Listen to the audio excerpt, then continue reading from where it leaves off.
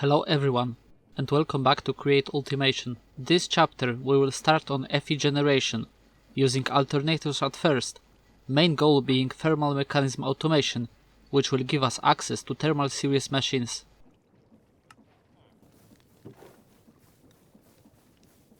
First, we go on a little trip. Ore duplication got an outer shell. Early mechanisms got small hut built around them. Next, to prevent overflowing cocoa beans, I got an intermediate drawer with void upgrade. Chocolate drawer is full, so this setup stays off for now. While building, I got into a habit of leaving chests with random materials I needed at some time or was carrying in my inventory, so I'm really sorry I invited you to this mess. Basic material processing had some changes, mainly non-grassy floor and tunnel to divide red sand, so that half of it goes directly to drawer. To the andesite and redstone factory, I added additional production line for making soul sand and quartz. After adding extra line for red sand and one for flint and clay, I have 6 products that I can input into drawer controller while occupying every site. We now enter the elevator that takes us to the basement, which houses bulk item processing. Ceiling and floor stays bare for now. I have boots on, so no way I'm catching cold. From the back we have dedicated red amethyst mixer, smeltery with a spout to make electron tubes, brass production line, and andesite alloy mixer. Oak chests mark output and will be exchanged for AE interface or storage bus down the line. Right side houses compact fan processing that uses long wind tunnels to change operation midstream. This clip is a bit older, but is paced perfectly for explanation. Back upstairs, look at this warning sign for sauce. Shame it is obscured by gearbox all the time. Now we can check off majority of quests. Deep slate, iron, lava, we got in previous episode, as well as gravel to redstone processing. Precision mechanisms we also have automated. So let's jump to pumpkins. Foundry goes poof.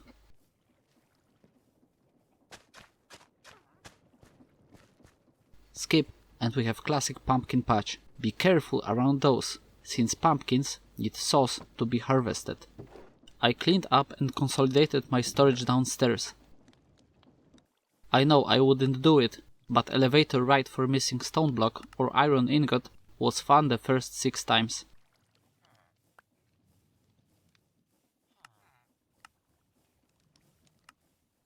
I got simple storage network components. All containers are connected via link cable.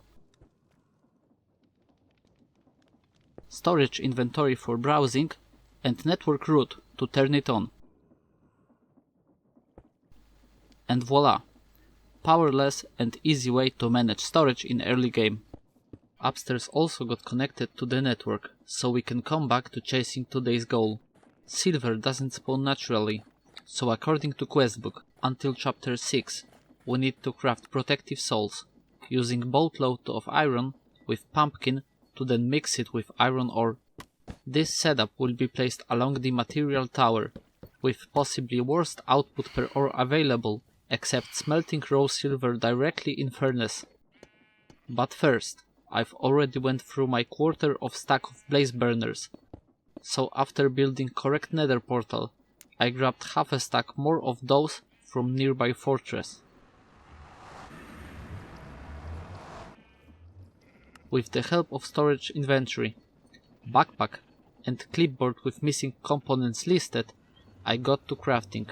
First thing after getting AE2 up and running will probably be an 8-piece stock for basic machines, or at least recipe for them, so I don't need to do hand crafting anymore. Fun and mix a recipe I dream of every other night. With mechanical crafters being the last needed components, construction can commence.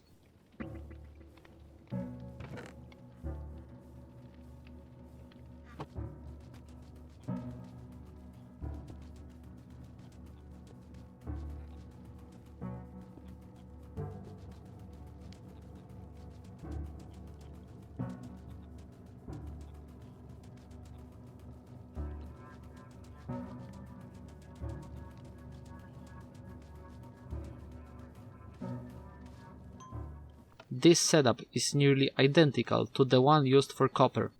Deepslate and pumpkins are hand-fed along iron blocks, which then get separated between nugget and block line.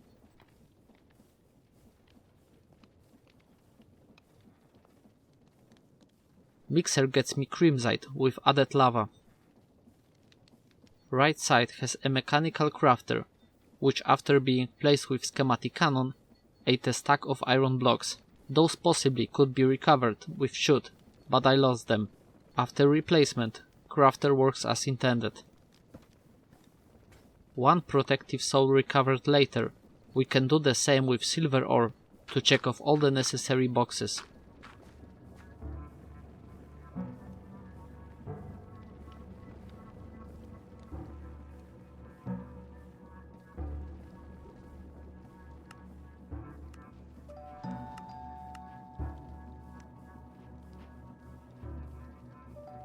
When going through quest descriptions, we can find the information about this being the only way to get silver, so rebuilding this setup is possibly first on my to-do list after we're finished automating thermal mechanism.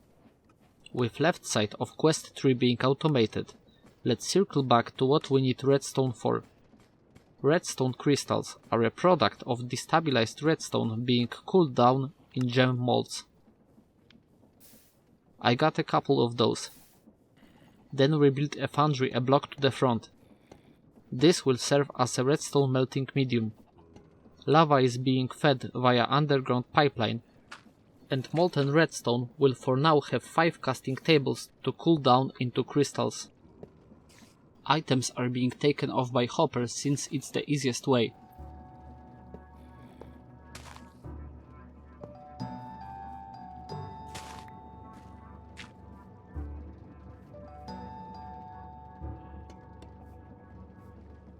One pump running at max speed is enough to cover those 5 tables, but it's too slow considering volume of molten redstone being produced.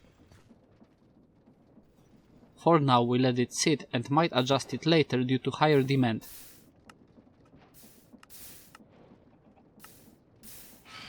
With crystals done, we need to start getting electrical components. Remember our old friend the rolling mill? This fella will provide us with rods and wires to craft connectors and spools of wire to connect thermal machinery to power. Quest calls for spool of copper, but considering spools are the only way to transfer energy, we will only use gold going forwards. Copper is a one-time thing only for quest to count. Now, to actually produce any energy, we will need to get an alternator.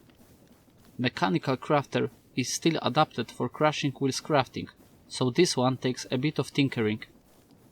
As a reminder, if not every crafter slot is filled, you can force the craft with redstone signal.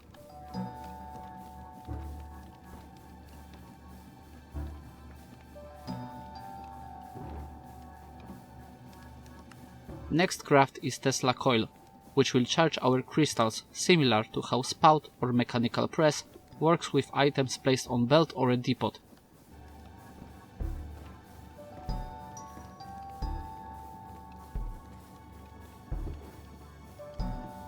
Downstairs I started planning on how charging setup will function. As you can see, alternator at max speed uses 16,000 SU for only 75 FE per tick, so lava power generation will probably be our best bet in the future.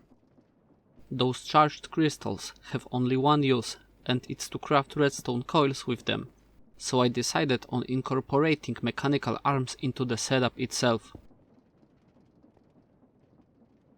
One arm fails with task of correctly distributing items, if not filtered by funnels, but it's too tight to think about this. Instead, I decided on 2 arms, each having its dedicated items. My problem with this design is that mechanical arm clips through chests, but it's not a big deal. Here, I needed to replace one crafter after changing its orientation. This one is also way too slow with its crafting, but improvements will come someday. Having silver and redstone coils, we can improve precision mechanisms into thermal.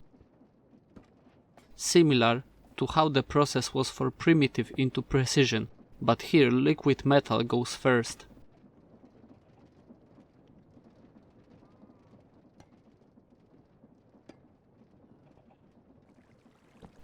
With plumbing to provide melter with lava done, let's try to position silver pipeline. To keep desired flow, use casings to separate pipes on corners. For straight ones, just whack them with a wrench. Now for a big test. As expected, we got our hands on some fresh mechanisms. For completion, we got lots of components, and this will help us to do this tiny quest for mechanism casings. There are unfortunately no side chapters today. To craft thermal machines, recipes call for create components. Sawmill requires saw, multi-servo press requires mechanical press, and pulverizer calls for crushing wheels.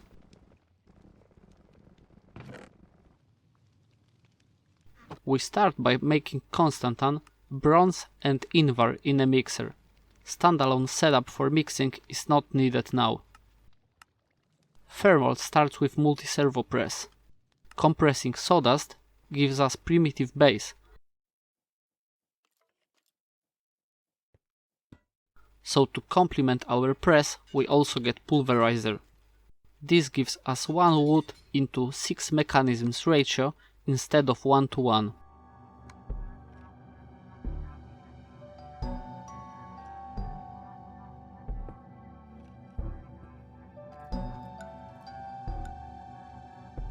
Some configuration, upgrades and wiring later, we can see that one alternator is not enough. But after some waiting we have our casings. With this I unfortunately have to rebuild my favorite setup to date.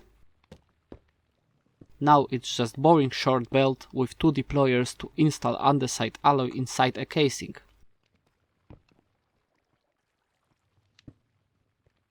Saws did not go to waste.